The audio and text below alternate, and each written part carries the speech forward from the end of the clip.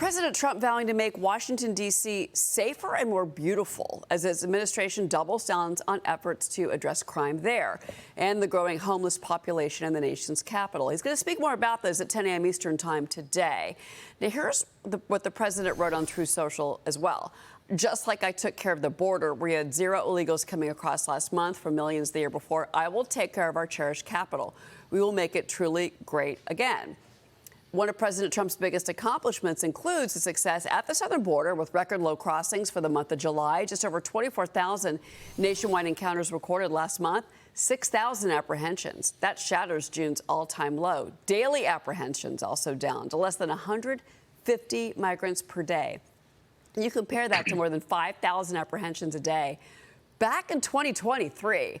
A lot to talk about. Let's bring in former acting secretary for the Department of Homeland Security, Chad Wolf. Chad, hey, good morning to you. And I want to add one more thing to this D.C. story with the president. I want to show you what he posted yesterday. Be prepared.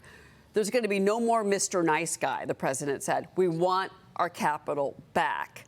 We'll know more today at this event at the White House, Chad. But what do you make of that? The idea that the National Guard can be called in to the nation's capital. Well, look, I think President Trump's very serious about this. Obviously, his truth postings tell you that. Just like he, got the border under control, he's talked about crime in the nation's capital for some period of time now. We know that federal law enforcement over the last couple of nights and weeks have been helping D.C. police. But I don't think the president's really going to stop there. He's focused on violent crime. He's focused on the homelessness encampments around D.C. And so you're going to see him probably take some strong action. Obviously, I think the National Guard is on the table here, deploying them in limited areas across the city as well. So I think there's a lot of options the president has, and I think the White House has said time and again that all options are on the table. No, that's what the Washington Post is reporting, that the National Guard is going to be called in. Michael Baboni, former security expert with me on set, he's got a question for you. Chad Wolf, so once you deploy the National Guard into a police function, how do you undo that? And then what do you do with other cities, say like, Chicago or Baltimore, where you have other high crime areas, selecting one city and bringing in the National Guard. As you know, the United States has only used the National Guard in D.C. for 10 times in history. And so it is certainly an extreme move, but the president has shown tremendous success at the southern border. So talk to me about how do you work through that and how do you get out of that situation once you deploy them? Well, sure. Again, should the president decide to go down this route, I think he would use the National Guard, much like they're doing on the border, which is support roles for law enforcement. I still think it's important that you're going to have trained law enforcement officers out there engaging, potentially with criminals and others, making those arrests, doing those things, but having the National Guard sort of as a backup and in support roles. And there's a variety of different roles that they could play there.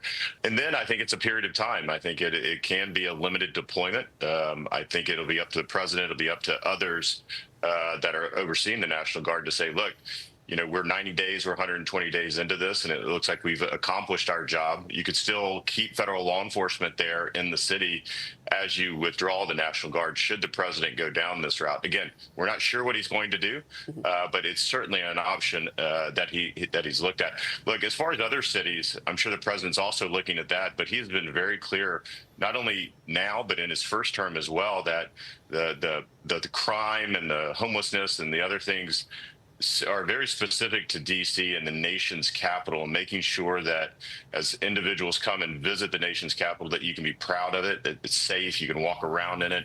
I think that's what he's focused on. I'm sure there are other cities that could benefit from this as well, but as far as I can tell, the president's laser focused on the nation's capital right now. Well, and the 250-year anniversary is next year. And to be clear, what we saw and how this didn't work well was with under Karen Bass in Los Angeles, because she was instructing police to not work with military officials. But if you can have communication between the two, it could be successful. Democratic Mayor of D.C., Muriel Bowser, says she has not been told if the National Guard's coming in. So we'll, again, to your point, we'll see what happens today.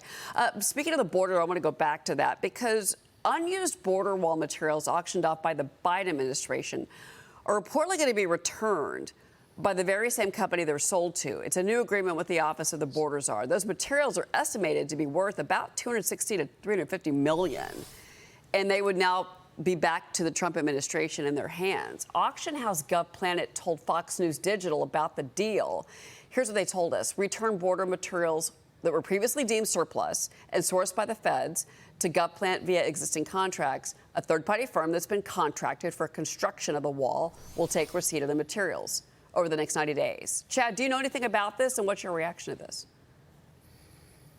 I don't know any details, but again, I think, look, this is President Trump and his team making deals for the betterment of the American people. What we saw during the Biden administration is obviously selling those wall materials for pennies on the dollar. And so the American people were not getting a deal. In fact, we were losing money on that. So the fact that it looks like Tom Homan, the border czar, his folks, the administration and others are saying, look, we're not going to really let that stand. And we're going to reach out to those companies that bought that equipment and those materials for a much discounted rate, again, pennies on the dollar, and say, look, that is materials that the American people bought.